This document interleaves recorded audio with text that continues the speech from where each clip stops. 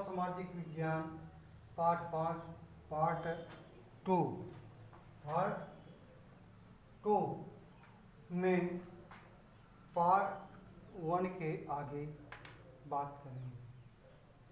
अभी तक पार्ट 1 में हम लोग औपनिवेशिक काल में चरवाहों की स्थिति या उनके जीवन के बारे में बात किया। अब हम अफ्रीका महाद्वीप में चरवाहों के जीवन के बारे में बात करेंगे। अफ्रीका महाद्वीप में चरवाहों का जीवन। तो विश्व में चरवाहों की आधे से अधिक आबादी अफ्रीका महाद्वीप में फलती फूलती है। बेदुइन, बर्बेर, मासाई, सोमाली, बोरान और तुर्कान मुख्य चरवाहा जातियां हैं। ये लोग गाय, बैल, ऊंट, भेड़, बकरी व गधे पालते हैं। इनका दूध, मांस, घी, खाल व ऊन बेचकर ये लोग अपना जीवन यापन करते हैं। औपनिवेशिक काल और उसके बाद भी अफ्रीका महाद्वीप के चरवाहों की जिंदगी में काफी बदलाव देखा गया। चरवाहों के अस्तित्व का प्रश्न। चरवाहों की अस्तित्व का प्रश्न। मसाई चरवाहे पूर्वी अफ्रीका के विस्तृत क्षेत्र में फैले हुए हैं। इस इलाके को मसाई लैंड कहा जाता है। औपनिवेशिक काल में गोरी सरकार ने गोरों को बसाने के लिए अच्छे चारागाहों पर कब्जा जमा लिया। खेती के प्रसार के साथ ही चारागाहों को खेतों में बदल दिया जाने लगा। अनेक चारागाहों को शिकारगाह में बदल दिया गया। तंजानिया का विख्यात सेरेगेटी पार्क इसी प्रकार का शिकारगाह है। ऐसे क्षेत्रों में स्थानीय लोगों को जाना मना था। ये गोरों के लिए आरक्षित इलाके थे। अफ्रीका महाद्वीप के दूसरे इलाकों में भी इसी प्रकार की परेशानियों से चरवाहों को रूबरू होना पड़ता था। घास के अभाव में चरवाहों के मवेशी और भेड़ बकरियां कुपोषण का शिकार होने लगते थे, जिस कारण चरवाहों के परिवार व बच्चों के लिए अभाव पैदा हो जाता था। इन विपरीत हालातों में चारागाहों का स्तर गिरने लगा। अनेक चारागाह सूखने लगे। इसलिए छोटे इलाकों के चारागाहों पर दबाव बहुत बढ़ गया। चारे की कमी होने लगी और मवेशी व चरवाहा परिवारों को अस्थायी समस्या से जूझना पड़ा। जब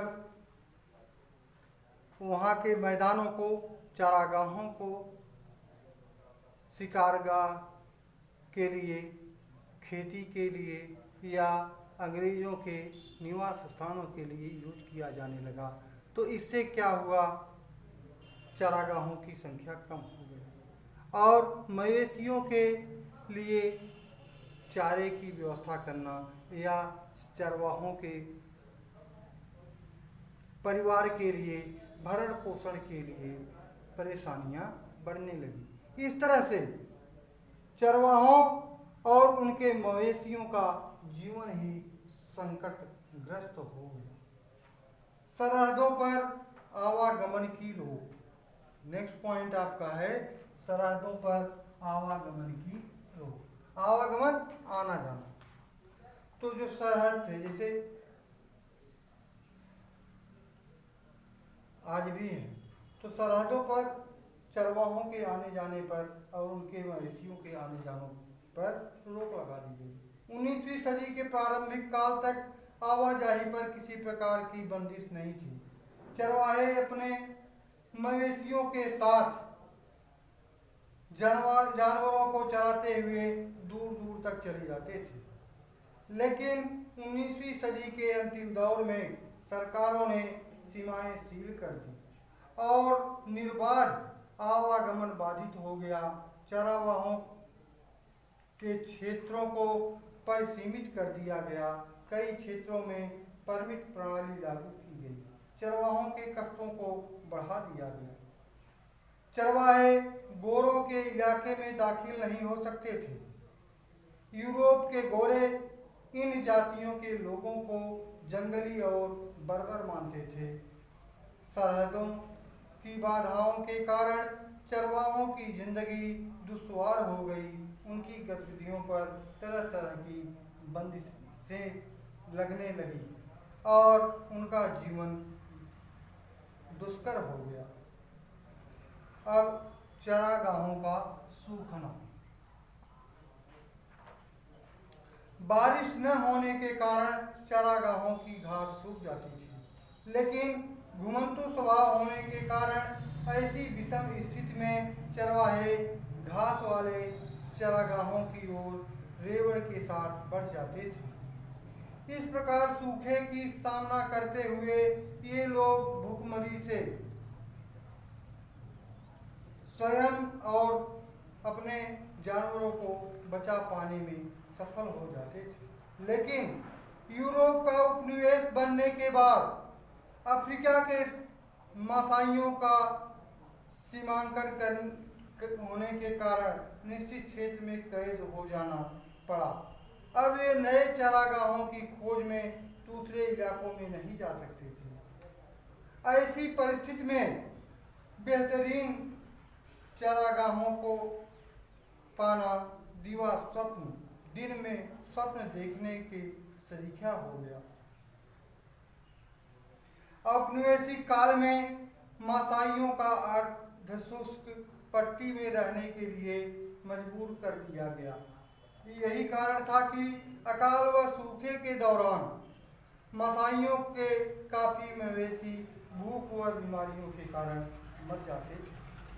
अलग अलग स्थानों पर अलग अलग प्रभाव। अब देखें, अलग अलग जातियों पर अलग अलग स्थानों पर अलग अलग प्रभाव देखा जाता था। अफ्रीका महाद्वीप के अन्य स्थानों के समान ही मसाई लैंड में चरवाहों की जिंदगी में काफी बदलाव दर्ज किया गया। एल्डर्स और बेरियर्स, इन दो भागों में मसाई समाज का विभाजन था। सभा द्वारा मामलों पर विचार विमर्श किया जाता था। इन लोगों में जानवरों को संपत्ति के रूप में देखा जाता था। वॉरियर्स का दूसरे कबीलों के मवेशियों को छीनकर अपने कबीले में लाना होता था। इन हमलों में चरवाहा समुदायों की ताकत तय होती थी। ये लोग एल्डर्स के अधीन और दिशा निर्देशन से कार्य करते थे।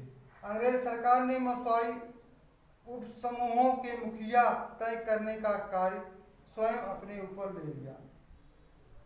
हमलों व लड़ाइयों पर भी पाबंदी लगा दी गई। इस प्रकार एल्डर्स और वेरियर्स दोनों की ही सत्ता कमजोर हो गई। अंग्रेज सरकार द्वारा बनाए गए मुखिया मालामाल होने लगे। उनके पास नियमित आमदनी का जरिया था। वे लगान चुकाने के लिए कर्ज पर पैसा देते थे। ये लोग शहरों में जाकर बसने लगे, लेकिन जानवरों के सहारे जीवन यापन करने वाले आदिवासियों की हालात ठीक नहीं थे। युद्ध व अकाल के समय उन पर मुसीबतों का पहाड़ टूट पड़ता था। अंत में इन लोगों को मजदूर का काम करने, अपना व परिवार का पेट भरने के लिए मजबूर होना पड़ा। इस प्रकार कहा जा सकता है कि आधुनिक समाज में आए बदलाव से चरवाहा समुदाय भी दूर नहीं रह सका। नए चरागाहों के का मिलना मुश्किल होता जा रहा था। बदलते वक्त के अनुरूप चरवाहों ने स्वयं को बदलकर नए परिवेश में ढाल लिया। अपने इलाकों को बचाने के लिए ये लोग सरकार से भी संघर्ष करते थे। 19वीं सदी में चरवाहों की शक की नज़र से देखा जाने लगा था।